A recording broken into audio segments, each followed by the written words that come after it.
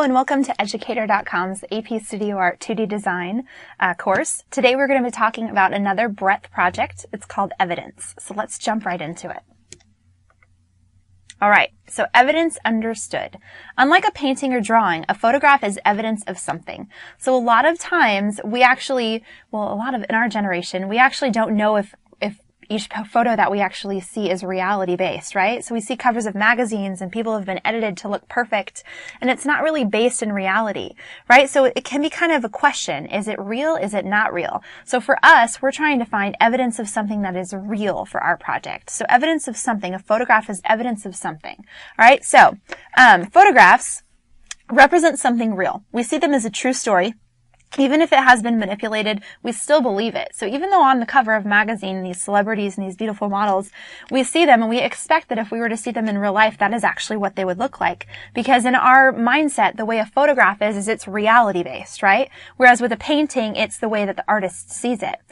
So even if the photo has been edited in Photoshop or it hasn't been edited, no matter what, people believe it is true. They believe it is real. So it's evidence of something. Okay, so photos make reference to reality and experiences that we have had or we have observed. It's very rare that we see surreal photography. And most of the time, anytime we see surreal photography, it's something that has been, layered upon layered in Photoshop and edited to make it look realistic, even though we know it's not based in reality. So most photos reference reality and experiences that we have actually seen. So things that we have experienced, evidence of experiences that we have had, or areas we have traveled to, or things that we have experienced by way of friendships or food. We've gone out to eat somewhere and we know that this is where and how this looks, and so on.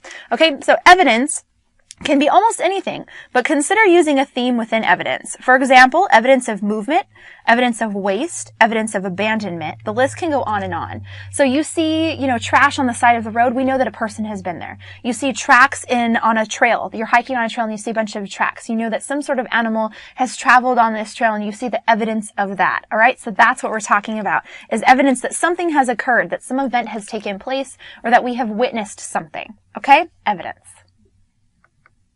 All right, so let's look at some evidence of movement. That was one of the samples that I gave you. So this is obviously an old it's actually an old truck that this person photographed, and you can see evidence that it was a truck that was actually used. You can tell it's been worn down, and you can also tell that it's been abandoned, but it's something that is used for movement. So it's evidence that this has been around the tracks, if you will. It's been used and worn and now left abandoned, all right? So evidence of movement in this image.